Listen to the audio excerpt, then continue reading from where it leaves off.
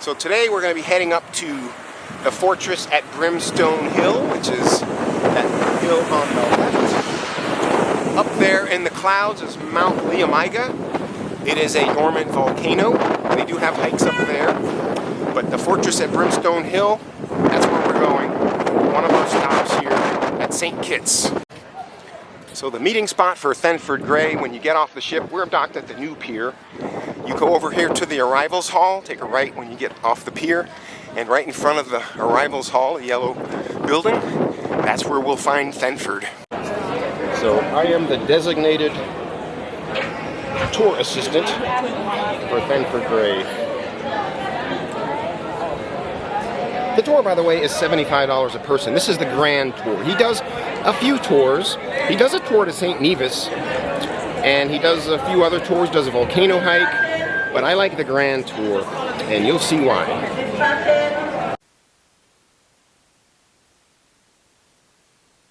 All right, we are here at the Romney Manor garden, once owned by Thomas Jefferson's great-great-great-grandfather, Samuel Jefferson.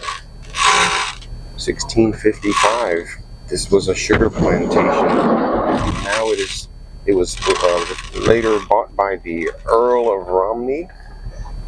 They call it the Romney Manor Garden, home of Caramel batik, which is a type of fabric and how they color it. So we'll give you a little bit of that demonstration here, but we're going to show you the African salmon tree, over 400 years old, and more. So here we go. Yes. So 1626, Samuel Jefferson established this as a sugar plantation. Thomas Jefferson's great-great-great-grandfather. Here, as part of the tour, the admission is included. And there are gardens. There's a place here to get something to drink. There's a bathroom. There's Caramel batik. Don't leave, Frankie. It's getting really shady. Yeah. So if you come here on your own, it's $2 admission. It's included in the tour, which is $75 a person for the entire thing.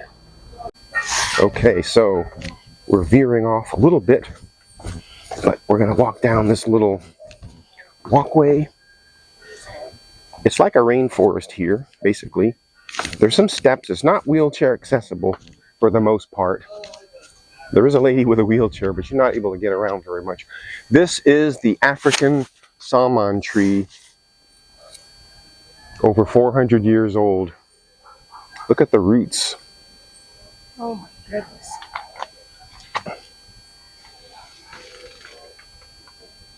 Big, craggly tree, over 400 years old.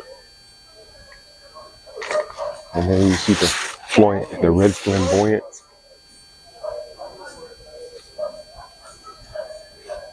Look at the roots down here. Yeah, the roots are crazy. Some of the branches grow all the way to the ground. So that is over 400-year-old tree.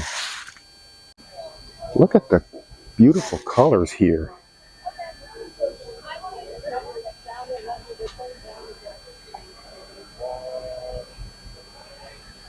Really, really cool.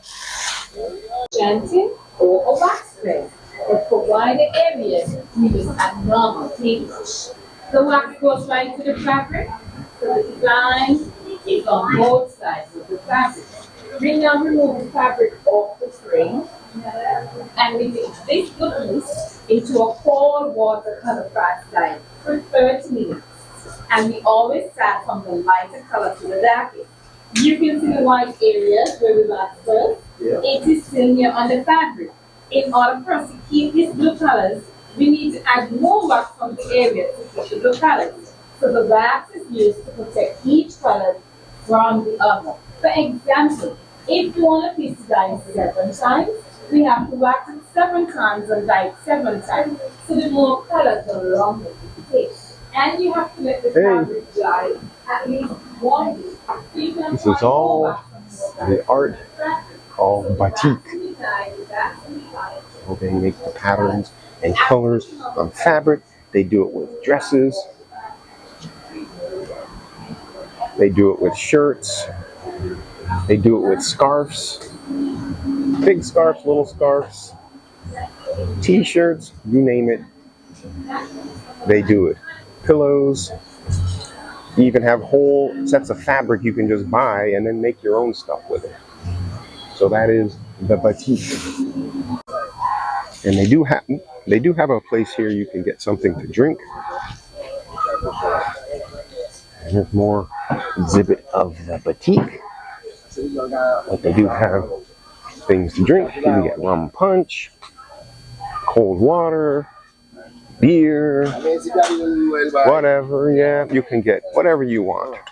Ginger ale. Ginger ale. And they even have like little old road fashioned. I wonder what that is. Ooh, an espresso rum teeny. Wow. I have no idea what that is, but Those are cocktails. They are made from the old road rum. they're pre-mixed, ready to go. Yes. So this is like an old fashioned. Yes. All you need is ice and ready to go. Nice. What's in the espresso rum teeny? So it's actually made from espresso, coffee, and with the rum. Okay. Do you have Diet Coke here? Yes, I do. She Okay. has one. I'm Oh. gonna get one. So it's made with espresso and rum. Yes. It's really nice. One of my favorite cocktails. So it's like it's like an espresso martini, Yes. but with rum. Yes. Ooh. How much are these? 25 and the old fashioned is 15. 25. How many drinks are included in this You thing? can get about 3 glasses out of that with ice. So 3 drinks. Wow. And this is what? About 2. And that's 15. Okay. What's this? Mai Tai. A Mai Tai. That's like 2 drinks. 3. Same. Three These drinks. 3, you can get 3 glasses, and this one you get 2. Okay. These 3 are 25, this one is 15. Okay. Can I get a Diet Coke? Sure. And it looks like they're making some improvements here. A little boardwalk area. All right, so a quick recap of the Romney Manor, which originally was purchased or built by Samuel Jefferson, Thomas Jefferson's great-great-great-grandfather. And it was later purchased by the Earl of Romney. And in 1626, following the Carib Indian massacres, the Europeans, the French and the English, were able to take over this location. And the original King Tegramon, the Carib Indian leader, had this settlement. And they got overtaken. Samuel Jefferson was one of the original settlers, claimed it as his own. And by the mid-17th century, Samuel Jefferson sold part of what he called Wingfield Estate to the Earl of Romney. And successive Earls of Romney owned the estate until the late 19th century. And so, hopefully you enjoyed this historic site. We reflected upon the 400-year-old African saman tree, and consider if that tree could talk, what a tale it would have to tell. So, on to the next stop. Also consider it is quite hot here, so bring ice water. And I'll put a link below in one of my favorite insulated water bottles, which I have myself here. But we need to make sure you have cold water with you. All right, we made it to the fortress at Brimstone Hill, over 800 feet above sea level. We're gonna head up to the top. We got 45 minutes here, so we're gonna get up to the top and show you around. So once you go past the place there where they have videos, we're not gonna do that, we've done this before. It's a pretty steep walk up, probably 100-foot elevation climb from the bottom. So I recommend closed-toed shoes, good comfortable walking shoes, not flip-flops, not Crocs. I would wear like sneakers, basically. And so we're gonna get up to the top and we're gonna show you around. All right, so we made it up here where the cannons are. We'll give you a quick view before we go into the fort. So off in the distance, there's a couple of neighboring islands. Dutch founded. The first one here in the foreground is Saba. And off to the left, St. Eustatius. This one here is Saba. And then to the left is St. Eustatius. Look at that, it's beautiful. All right, I just love the views from up here. You got a cool view over here. Yeah. Over 800 feet up.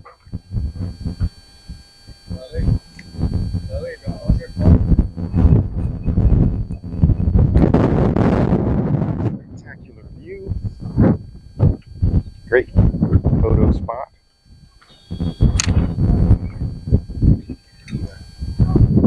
And we're gonna head up there. This fortress is just was a complete complex. They had a hospital or infirmary. They had the soldiers living here in the 1600s. They had artillery. They had jails. They had lookouts. They had cannons all set up. Barracks. We're going to go in there and see it right now. This is the moat. This is now a national park, by the way, and a museum. And they're best to, you want to go to the upper deck, or we can go to the courtyard. We'll go down here first. They have some exhibits to show you. Yeah, they call this Fort George. And this is the center, but they have things set up, sort of replicas of what each of these rooms were for. It's not all completed, but here's one example. Artillery, one of the cannons. Unfinished room. They use this for storage. People would sleep in here. They had barracks. They have one over here that they used to put them in solitary confinement.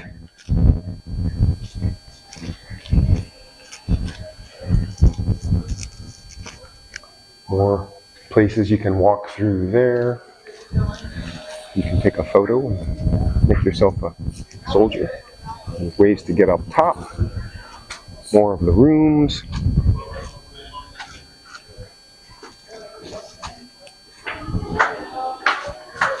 And we can go up top through that way. I for this in 1982.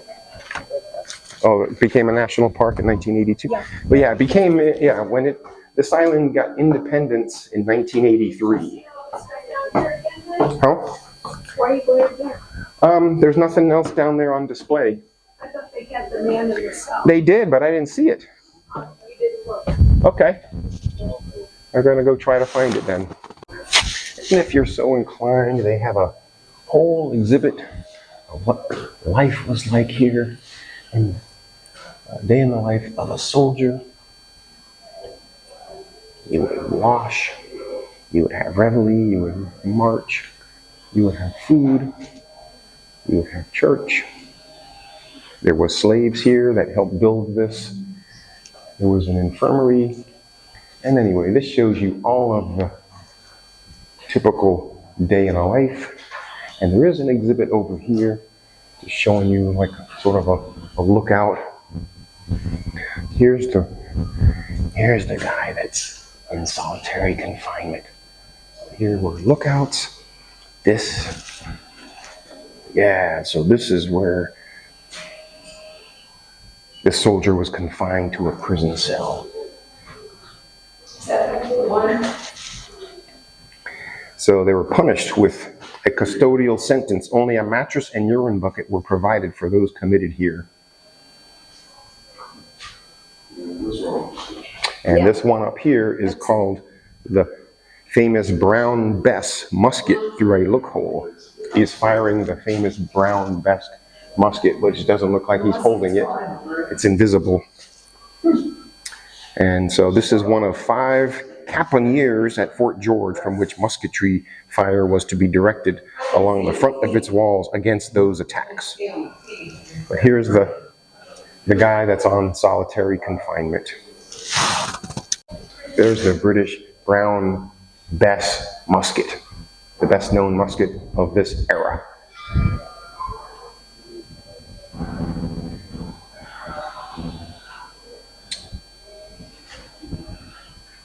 So this is a little bit of what goes on here, or what went on here. They did have slaves, which they helped build the fort, and cleaned and did everything, cooked.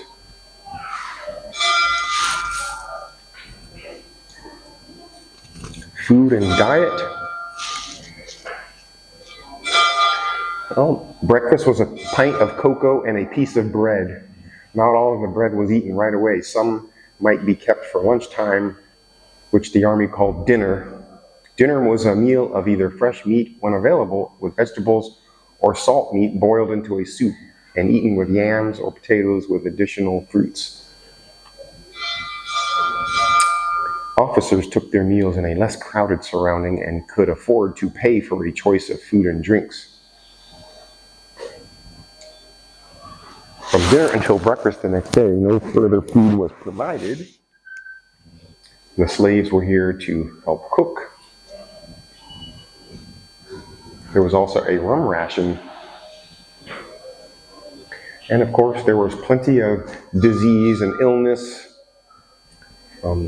mosquito bites, malaria, yellow fever.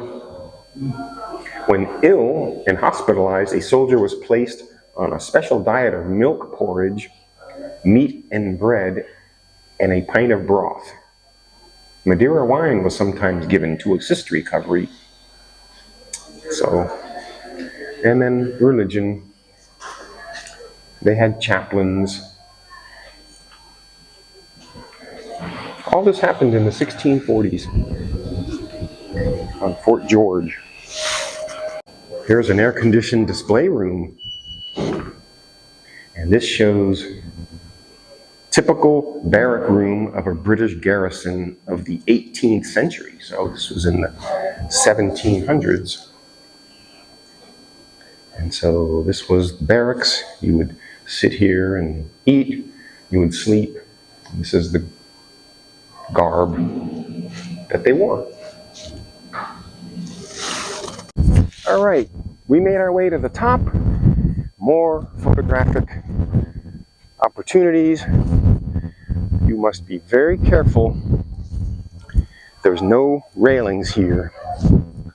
Must be very careful. In other words, don't walk backwards and try to do a selfie here. More cannons. Mount Jamaica, over 3,200 feet. More cannons.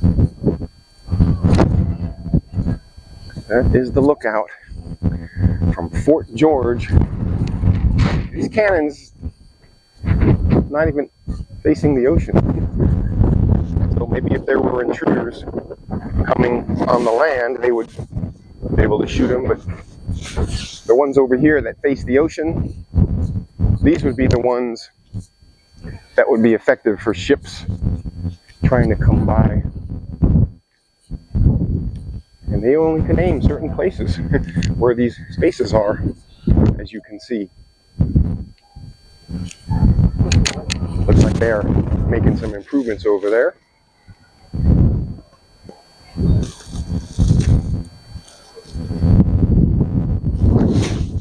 That's a beautiful view. You see Nevis in the background.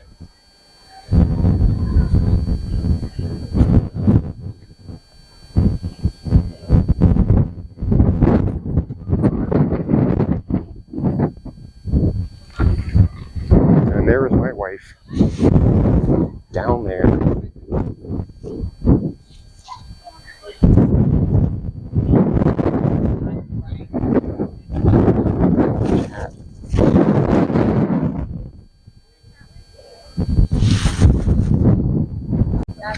All right, we're going to go up to the very, very top.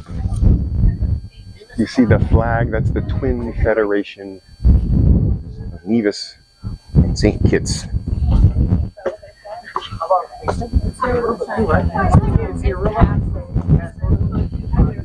Here we are, all the way at the top.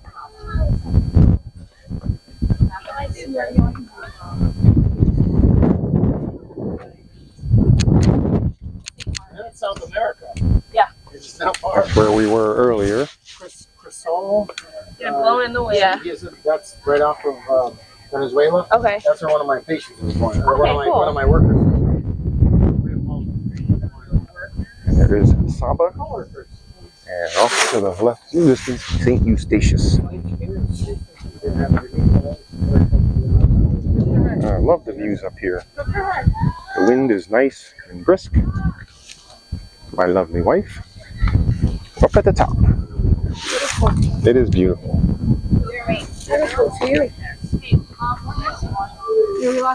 That's fine. All right, as we make our way down, take your time. There are steps. You have to be aware. But again, not wheelchair accessible.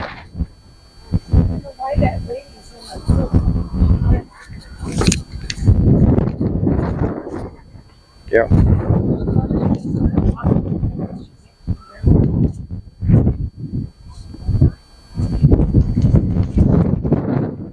All right, see you down at the bottom. All right, so the next stop before the beach stop is called Timothy Hill, and the Atlantic is on the left, Caribbean is on the right. They have Carib here, $2 a beer. So might have to get a Carib beer. All right, they have people doing monkeys. You pay for the photos, but you want to make sure to know that if they want you to hold a monkey and get a photo, they charge you. So ask for the price before you pay. So this is Timothy Hill. Let's take a look here. Get the Atlantic on the left and the Caribbean on the right. And there's a salt pond there in the front.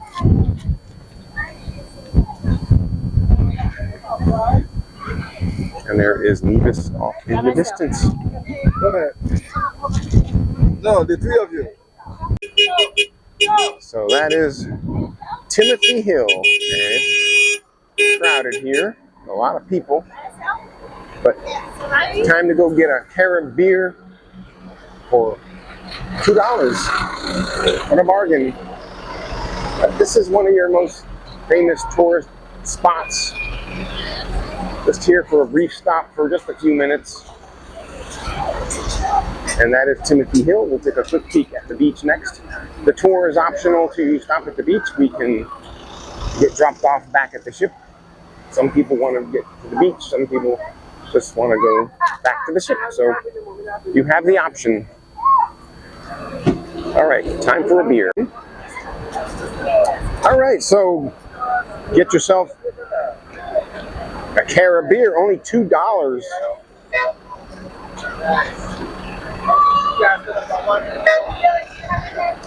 So that's a nice beer on a refreshing, on a hot day like this. All right, so this is the beach stop. Shipwreck Beach Bar at South Friars Cove. You can see monkeys over here, mongoose. There's a bar. There's a little shop here. You can get drinks. The water's pretty good. So that's a quick look. You can stay here or you can go back.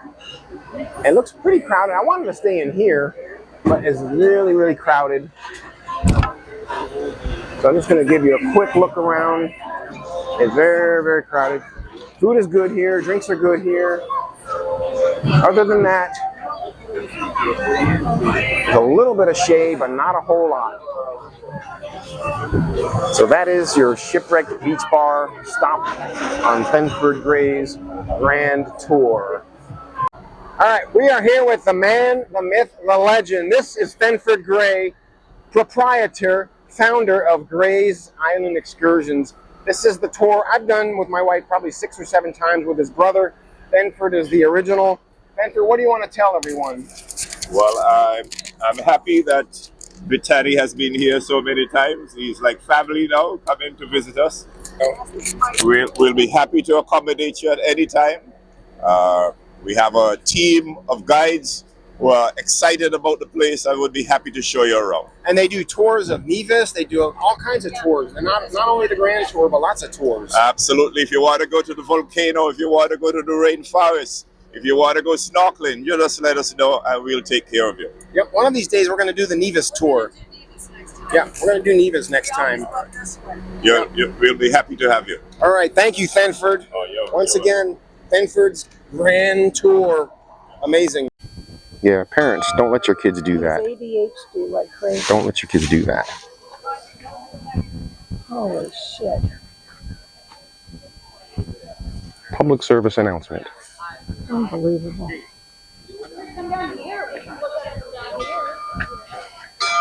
My wife says the view never ceases to amaze her. We've been up here many times, and it never gets old.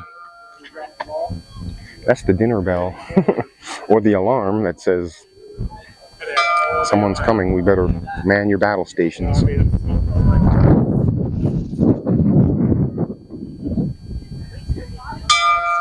I didn't see before. Yeah, it's beautiful. Mount Leomiga means fertile land. Yep. That's why you have to be careful. You don't do any selfies here walking backwards because you might get hurt. Many times he's like family now, coming to visit us, and you too can join that group coming down. Here we go. All right, so we're in the van, and they're doing a little historical tour. But basically, in 1623, there was the band of English and the band of French settlers that came, and they wiped out all the Carib Indians that were native to this island. By 1626, the Caribs were gone. We're going to go past Bloody Point, but we're also going to see the fortress at Brimstone Hill. And I'll tell you all about it when we get there. I just love this view up here. It's the fortress at Brimstone Hill. I'll give you some of the history in a few minutes at the end of this. Right up here getting some views. And let's head into the fort.